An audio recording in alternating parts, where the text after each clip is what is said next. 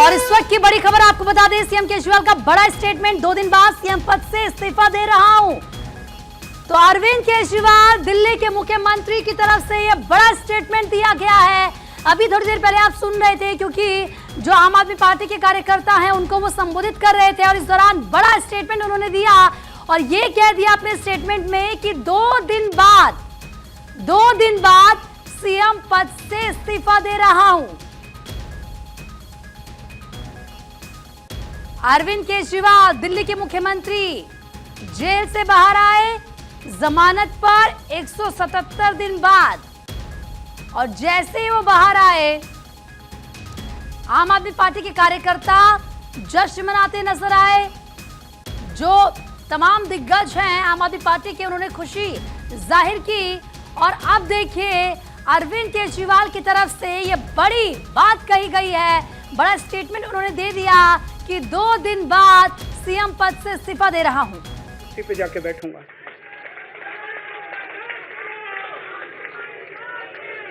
फरवरी में चुनाव है।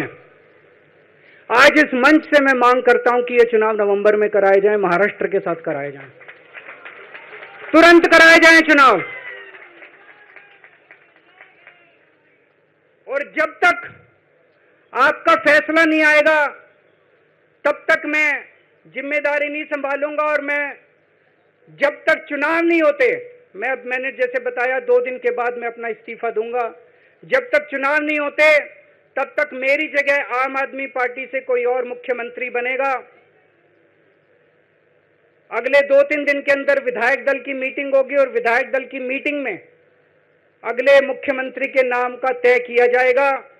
मैं मनीष जी से बात कर रहा था, जो पीड़ा मेरे मन में है वो पीड़ा मनीष जी के मन में भी है। इनके लिए भी वही सब कहा गया जो मेरे लिए कहा गया है। मनीष जी का भी कहना है कि ये दिल्ली के उप मुख्यमंत्री और शिक्षा मंत्री और मंत्री का पद तभी संभालेंगे जब दिल्ली की जनता कहेगी कि मनीष सिसोदिया ईमानदार है। तो मैं और मनीष सिसोदिया, हम दोनों का फैसला आपके हाथ में है, जनता के हाथ में है। हम दोनों जनता की अदालत में जा रहे हैं, गली गली जाएंगे, जनता के बीच में जाएंगे और उनसे पूछेंगे, अगर जनता कहेगी ईमानदार है तो हम आके इसकी कुर्सी पे बैठेंगे। 2020 में आया था मैं, 2020 में मैंने कहा था, मैंने अगर काम किया हो तो मेरे को वोट देना और काम नहीं किया हो तो वोट मत देना। कहा था कि नहीं कहा था? आज मैं आपके बीच में आया हूं, मैं कह रहा हूं अगर मैं ईमानदार हूं तो वोट देना, अगर मैं बेईमान हूं तो वोट मत देना, बिल्कुल मत देना। भारत माता की, भारत माता की। तो दिल्ली के मुख्यमंत्री अरविंद केजरीवाल को आपने सुना। मैं आपकी अदालत में आया हूं, अरविंद केजरीवाल की तरफ से कहा गया, और अगर मैं ईमानदार हूं तो मुझे वोट करना वरना मत करना। हमारी पॉलिटिकल एडिटर अदिति नागर इस वक्त हमारे साथ जुड़ चुकी हैं। अदिति, अरविंद केजरीवाल की तरफ से ये कह देना कि मैं आपकी अदालत में आ रहा हूं और आप तय कीजिए, अब वो क्योंकि मुख्यमंत्री पद से इस्तीफा देने के लिए तैयार हो गए हैं, इसको कैसे देखा जाए? देखिए, ये जैसे बोलते हैं कि एक थ्रुप का इक्का अरविंद केजरीवाल ने फेंका है यहाँ पर। पहले तो हम ये जानते हैं एक बार फिर कि दिल्ली के मुख्यमंत्री अरविंद केजरीवाल ने इस्तीफे की घोषणा की। आप कार्यकर्ताओं को संबोधन के दौरान ये ऐलान किया, जनता के आशीर्वाद से भाजपा के सारे षड्यंत्र का मुकाबला करने की ताकत रखते हैं, ऐसा केजरीवाल ने कहा। बीजेपी के आगे हम ना झुकेंगे, ना रुकेंगे, ना बिकेंगे। आज दिल्ली के लिए कितना कुछ कर पाए क्योंकि हम ईमानदार हैं। ये सारी बातें हम एक बार फिर बताना चाहते हैं। उन्होंने क्या कुछ कहा, मैं पैसे से सत्ता, सत्ता से पैसा, इस खेल का हिस्सा बनना नहीं आया था। 2 दिन बाद सीएम पद से इस्तीफा दूंगा। कानून की अदालत से मुझे इंसाफ मिला, अब जनता की अदालत से मुझे इंसाफ मिलेगा। अब दिल्ली की जनता के आदेश के बाद ही दोबारा मुख्यमंत्री कुर्सी पर बैठूंगा। तो अब इस रणनीति को ऐसे समझ लीजिए कि थ्रुप का इक्का, क्योंकि आपने देखा किस तरीके से बार बार क्या कहा गया। जैसे ही अरविंद केजरीवाल बेल पे बाहर आए, उनके लिए कहा गया कि आप जो हैं अभी आप पे आरोप लगे हुए हैं, ये मत समझिए कि आरोप से बरी हो गए हैं, ये इंटरिम आप बाहर आए हैं, अभी आप पे कन्विक्शन बाकी है। तमाम तरीके के आरोप प्रत्यारोप के बीच में अरविंद केजरीवाल अपने पूरे मसले को जनता के बीच ले गए हैं। इसको आप इमोशनल स्ट्रैटेजी भी समझ सकते हैं, इसको आप रणनीतिक तरीके से एक बड़ी स्ट्रैटेजी समझ सकते हैं, और इसको हर तरीके से आप ये देखिए कि अरविंद केजरीवाल ने कह दिया कि मेरा फैसला आप करेंगे। अब ये जनता पर है। और देखिए इन्होंने सर्वे कराया, जब आम आदमी पार्टी सूत्र ये कहते हैं, आम आदमी पार्टी के सर्वे में पहले वो 38% थे, धीरे धीरे धीरे वो 48% पे आए और अब वो खुद को अपने 48% वोट बैंक पर दिल्ली में मान रहे हैं। वहीं बीजेपी 32% आ रही है और कांग्रेस कम से कम 4 से 7% के बीच में अलग अलग सीट पर है। ऐसे में कहीं ना कहीं आम आदमी पार्टी को इस बात का विश्वास है। पहले ये भी चर्चा उड़ी थी कि मनीष सिसोदिया सीएम बनेंगे, तमाम तरीके की चर्चाओं के बीच में अरविंद केजरीवाल, अब आप देखिए 3 महीने का समय बाकी है जी। अरविंद केजरीवाल अभी बाहर आए हैं, सेंटिमेंट अपने चरम पर है लोगों का। ऐसे में संभवतः अब अरविंद केजरीवाल या आम आदमी पार्टी की स्ट्रैटेजी ये भी हो सकती है कि अगले साल चुनाव ना हो, जैसे ही मुख्यमंत्री, क्योंकि ये अभी केंद्र के पास चला जाएगा जैसे ही सीएम ने इस्तीफा दिया संवैधानिक रूप से। ऐसे में अब ये संभवतः ये लोग चिट्ठी लिखेंगे इलेक्शन कमीशन को और ये कहेंगे कि अब चुनाव जल्द से जल्द आदित्य, और ये बात कही अरविंद केजरीवाल ने अपने संबोधन में, जब वो कार्यकर्ताओं को संबोधित कर रहे थे तो उन्होंने कहा कि मैं ये कहता हूं कि जो चुनाव फरवरी में होने हैं उन्हें नवंबर में करवा लो और जनता ही बता दे। बिल्कुल इसीलिए वो चिट्ठी लिखेंगे, चिट्ठी लिखकर इलेक्शन कमीशन से कहेंगे और संभवतः अब महाराष्ट्र के साथ दिल्ली के चुनाव हो सकते हैं। जैसे ही हरियाणा और झारखंड के चुनाव खत्म होंगे, दिल्ली के चुनाव होंगे। और आज ही ये ऐलान, 2 दिन बाद इस्तीफे के बाद वो केंद्र को भी और एलजी को भी संभवतः, और क्योंकि एक प्रशासनिक एक तरीका होता है, तो सबसे पहले चुनाव आयोग को चिट्ठी लिखेंगे कि क्योंकि हम चाहते हैं जल्द से जल्द चुनाव हो। इसके 3 मायने समझते हैं। पहला, अरविंद केजरीवाल ने जो बॉल है वो जनता के कोर्ट में डाल दी है, इसलिए क्योंकि उनको जमीन पर यह समझ में आ गया है कि फिलहाल जो सर्वे ये कहता है कि जनता अरविंद केजरीवाल से इमोशनली कनेक्टेड है।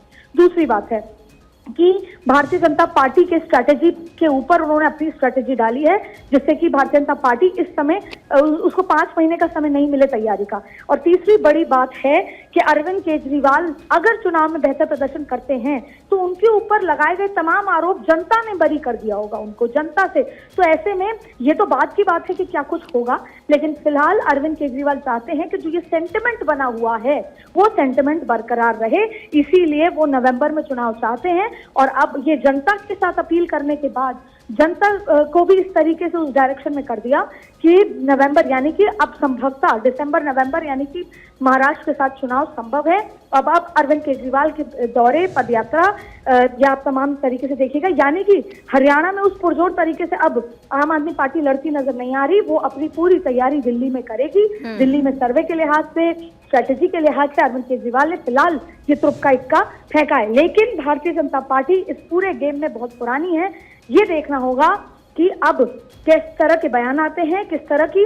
अब सबसे बड़ा सवाल है संवैधानिक रूप से, प्रशासनिक रूप से इसको कैसे देखा जाएगा। जैसे ही अरविंद केजरीवाल इस्तीफा देंगे, भंग करेंगे, वो कहीं ना कहीं उनको अपने विधानसभा बुलाकर, ये जब भंग होती है सरकार तो विधानसभा से अप्रूवल होता है, तो ऐसे में सभी अपने विधायक मंत्रियों से, कैबिनेट से होगा। तो ये पूरा प्रोसेस अगले 2 दिन होगा। वो सचिवालय जा नहीं सकते हैं, वो सीएम ऑफिस जा नहीं सकते हैं। ऐसे में वो इस्तीफा देंगे। इस्तीफा के बाद वो मांग करेंगे कि नवंबर में ही चुनाव हो जाए, जैसा उन्होंने अपने बयान में कहा। तो अब ये बहुत रोचक हो गया है। सीधी सी अगर सिंपल एक बात है, इस स्ट्रैटेजी के तहत अरविंद केजरीवाल अभी बने हुए सेंटिमेंट का फुल उपयोग करके, क्योंकि अरविंद केजरीवाल ये बात जानते हैं, क्योंकि जिस तरीके से वो जेल से बाहर आए तब से भारतीय जनता पार्टी के जो तमाम नेता है वो बार बार ये कह रहे हैं कि भाई आप जमानत पर बाहर आए हैं, कंडीशंस उसमें लगाई गई हैं, आप फाइल साइन नहीं कर सकते और तमाम बातों का जिक्र किया जा रहा है। आप जो आरोप मुक्त नहीं हुए हैं। अब ऐसे में अरविंद केजरीवाल का ये कह देना कि भाई मैं ईमानदार हूं या नहीं, ये जनता तय करेगी। अपने लिए नहीं कह रहे, वो मनीष सिसोदिया के लिए भी ये कह रहे हैं कि जनता तय करे, आप तय करें। यानी कि एक तीर से कई निशाने मारते हुए नजर आ रहे हैं वो। बिल्कुल, देखिए, क्योंकि उन्होंने ये बात कह दी है कि वो साइन नहीं कर सकते, सचिवालय जा नहीं सकते, बतौर मुख्यमंत्री वो कोई काम कर नहीं सकते। ऐसे में उन्होंने आज जितनी भी बातें कही हैं वो अपने आप में जनता और खुद के बीच का जो कॉन्वर्सेशन है वो अपने आप में। ठीक है, मैं आपको रोक रही हूँ। इस वक्त बीजेपी नेता प्रदीप भंडारी क्या कुछ कह रहे हैं, सुनते हैं। 3 बातें एस्टैब्लिश हो चुकी है। एक, अरविंद केजरीवाल जी कहते हैं कि उनका 0 बैंक बैलेंस है, तो भाई इतना बड़ा शीश महल कैसे बना लिया आपने। अरविंद केजरीवाल जी कहते हैं कि भाई मैं दिल्ली की जनता के बीच में जाऊंगा और तब तक कोई और मुख्यमंत्री मैं बनाऊंगा। मतलब साफ है कि ये सोनिया गांधी वाला मॉडल अप्लाई करना चाहते हैं कि एक डमी, जैसे मनमोहन सिंह को एक डमी प्रधानमंत्री बना दिया था और पीछे से सरकार चलाई, इसी तरीके से चलाना चाहते हैं। और तीसरा, उनको आज समझ में आ गया है कि आज आम आदमी पार्टी दिल्ली का चुनाव हार रही है और उनके नाम पे दिल्ली की जनता वोट नहीं कर सकती, इसीलिए किसी दूसरे को बलि का बकरा बनाना चाहते हैं फॉर द टाइम बीइंग। इन सबसे यही स्थापित होता है कि आज आम आदमी पार्टी दिल्ली की जनता के सामने एक कट्टर भ्रष्टाचारी पार्टी है, जिसने दिल्ली में सिर्फ और सिर्फ दारू सस्ती करी, परंतु बच्चों की शिक्षा के साथ खिलवाड़ किया, मोहल्ला क्लिनिक के नाम पे झूठ फैलाया। आज दिल्ली की जनता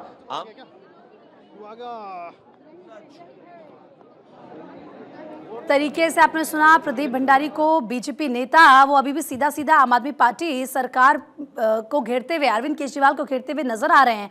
और वो अभी भी यही बात दोहरा रहे हैं जो तमाम बीजेपी लीडर्स दोहरा रहे हैं कि भाई कट्टर भ्रष्टाचारी आप हैं, इस तरीके से जनता की तरफ बॉल फेंकने से कुछ नहीं होगा।